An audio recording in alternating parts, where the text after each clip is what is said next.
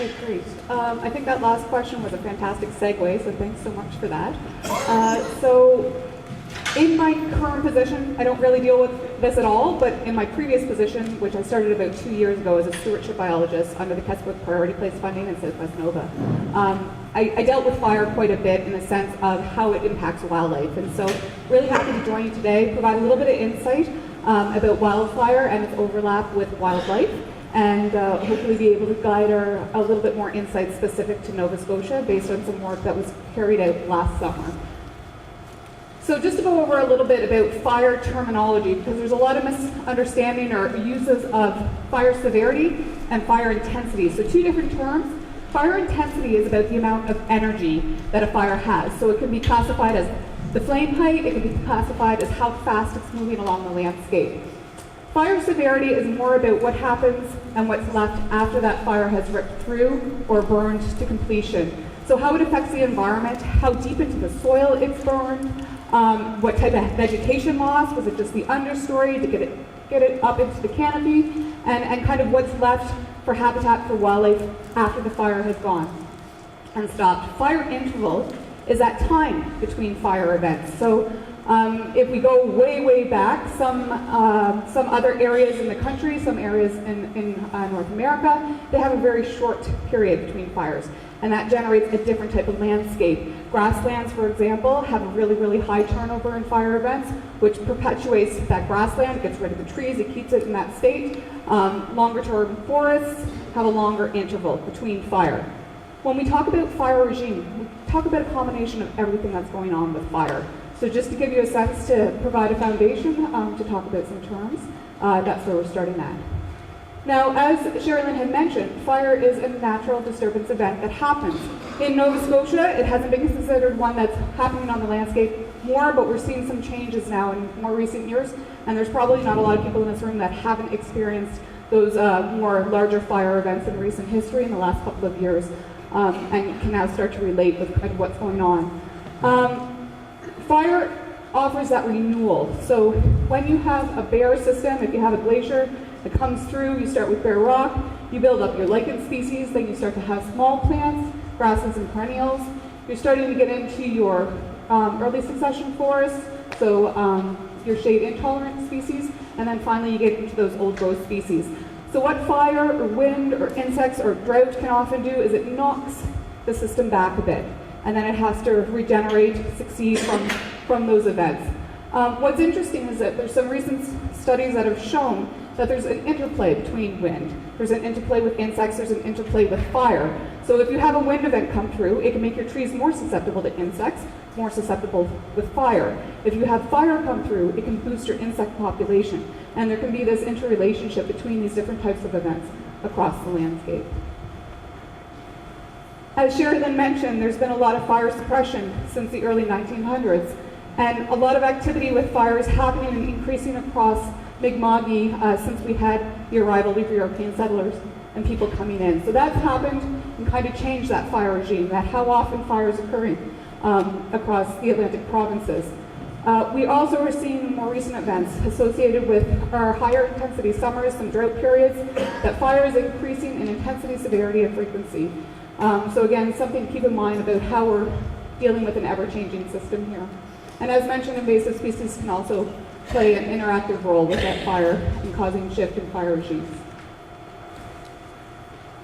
When fire burns, it really does matter what it burns, where it burns, and when it burns.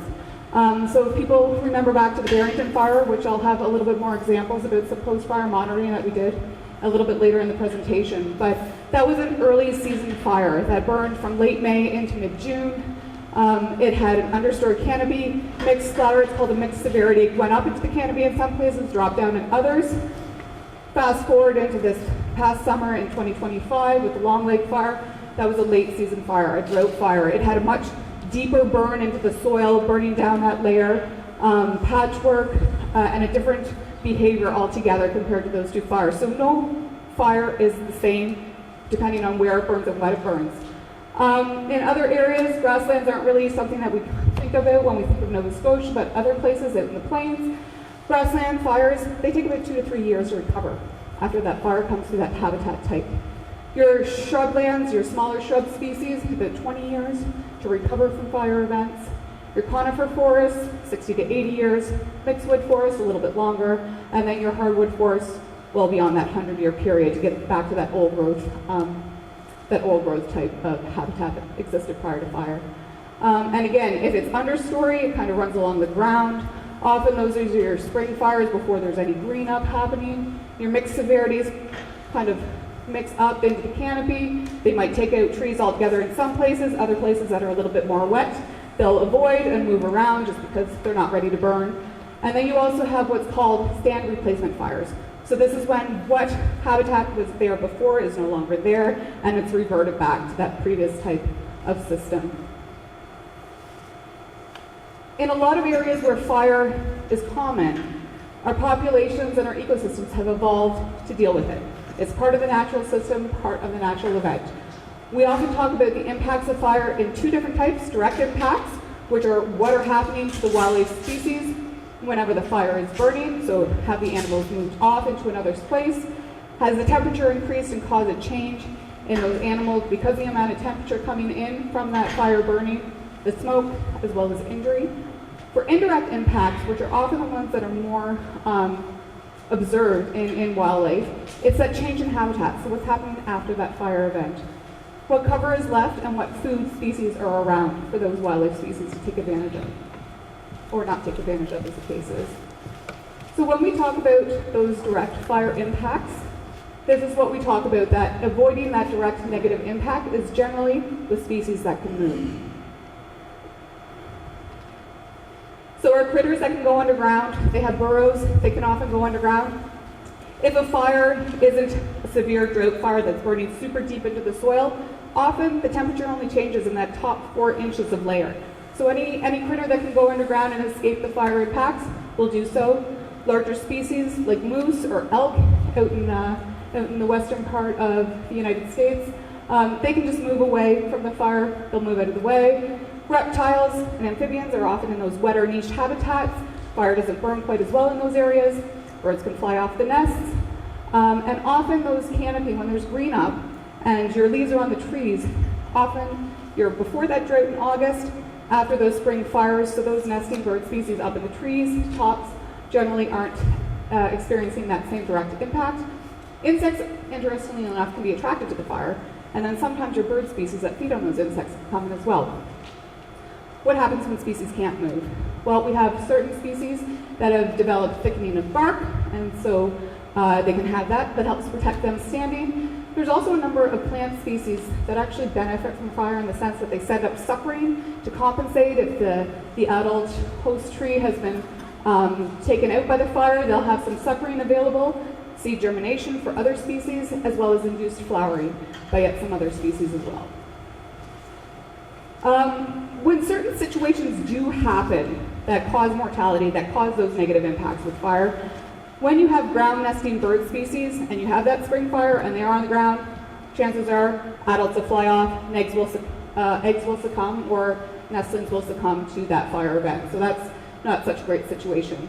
An interesting find that I found was that snakes, when they shed their skin, they're actually less active. They can't move as quickly, so there have been documented cases where snakes get taken out by fire events. Inverts, we often know leave the leaves is kind of the idea here for supporting our inverts, our moths, and our butterflies. So if we have those spring fire events taking out that leaf litter on the ground, that duff layer, that's not going to be a great thing for those invert species. And then also, there's been documented cases for elk where there have been larger cases of mortality whenever you get a really fast fire that's ripping through the landscape and the smoke rolls in front and it grabs them. So that has been documented across western parts of North America. The indirect influencers are the ones that are more likely to be the ones we note. So fire creates open habitat. That's great for our aerial insectivore species like birds and bats. We also have open nesting habitats now for the species that like those open nesting, such as common nighthawk and eastern whippoorwill.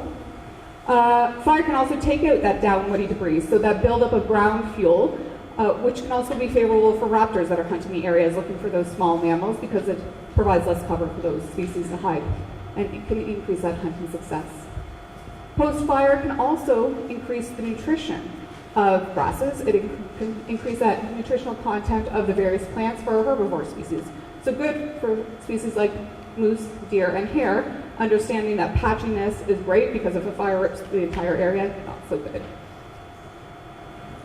The other thing that fire can do, I use the term snags here, it's an old term, it's probably dated, a lot of people like to say wildlife trees now, but ultimately it's those dead standing trees that are incredibly valuable for many bird species and small mammal species. And so what fire can do is it can take them out, which is not so good, but it can also create them. And one thing that I found out when doing some of this background reading is that it can harden the tree. So we think about when we smoke our fish or we smoke our meat, how that preserves it. Well, it can do the same thing for standing trees.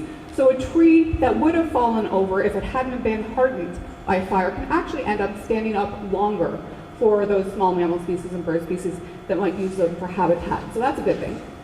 Fire can also promote the wood-boring insects to come in. So when fire comes through, the smoke is there, it's actually giving signals out for those wood-boring species to come in. Then once the wood-boring insect species are there, the woodpeckers come in. The woodpeckers are pecking at the trees, they're creating more habitat for secondary pathogen nesters. Those are also benefits of fire coming through. So that's a lot about like individual species, but what we can do is that if we want to kind of roll up some of those things, when fire comes through, it creates openings, it can increase food. So when you have species or communities of species that like that open habitat, you'll see a spike in populations after fire events come through, and then that'll taper off over time. It also creates edge and mosaics on the landscape, which is really, really good for a variety of edge-loving species. So you can see, again, a pulse happening with those populations. Then those ones that really, really like old growth, not so much that early succession, you might see a depletion in some of those populations, and then they tend to recover over the course of 5, 10, 15, 20 years, depending on the severity of that fire and what was left post-fire.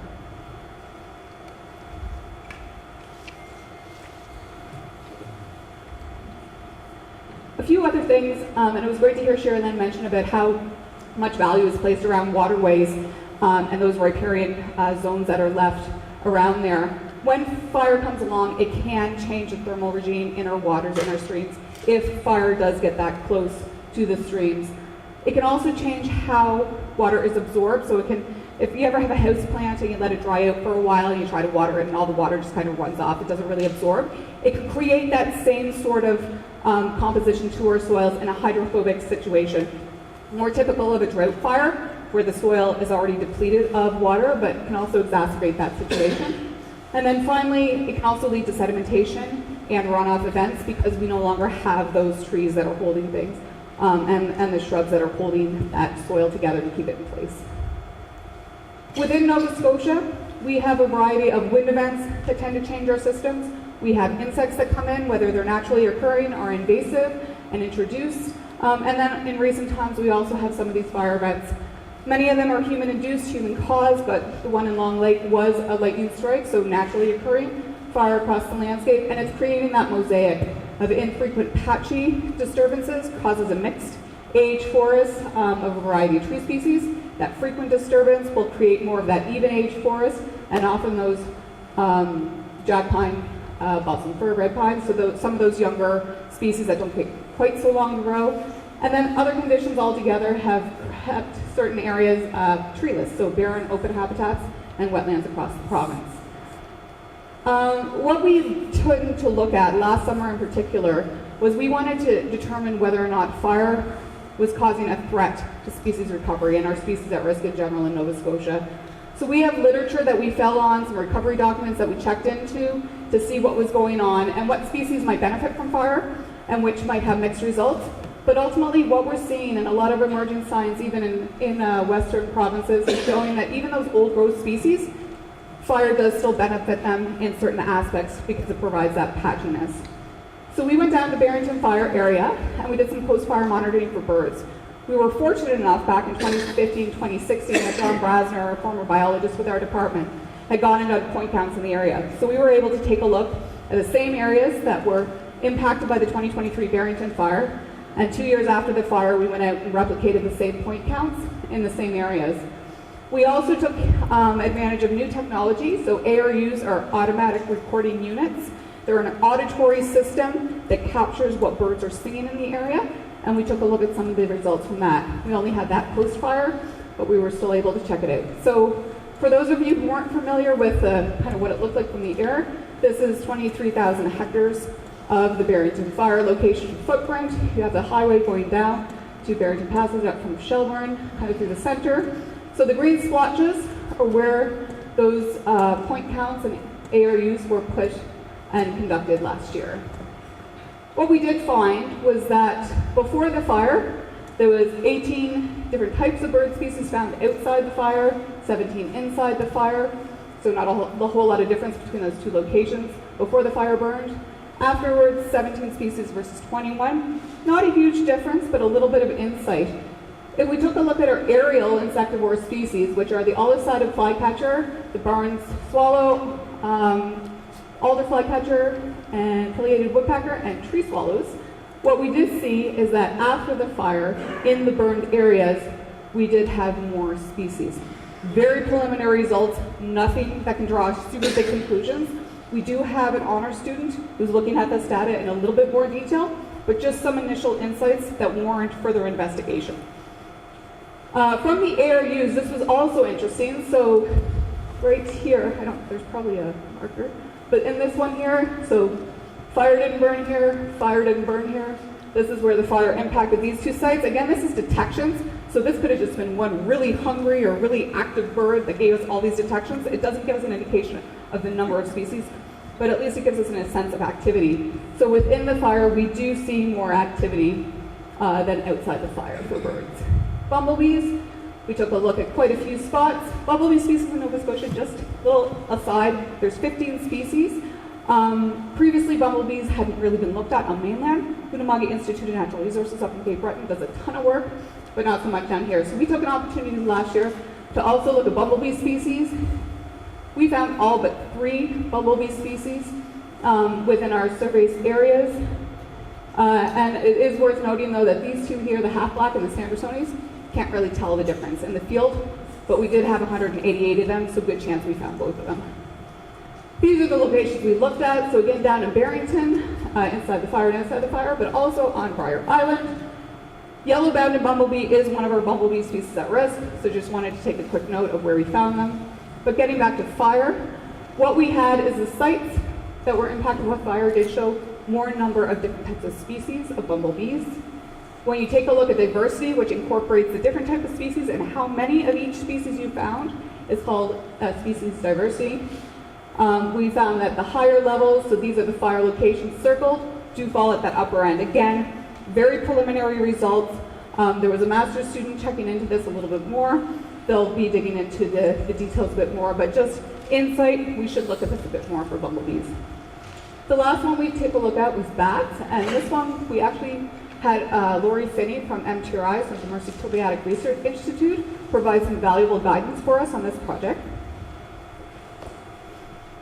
It had just so happened that she had done her master's research back in 2018 prior to the fire event, and there was a site right in the middle of Barrington that had it. So what we did find out is that the amount of species post-fire for bats, as well as the number of detections, did increase inside the fire, as well as it also increased outside the fire, but the rate of that increase inside the fire was more. Lori and her colleague Sepidar are working on this, and they're going to have some more fantastic results to share.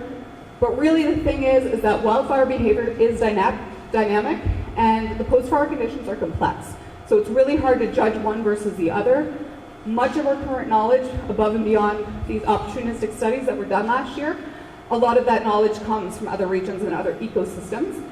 So more work is really required before any broader generalizations can be made based on the findings that we did find within Nova Scotia, but it does provide that little bit of insight and what we have. So with that, thanks so much for listening.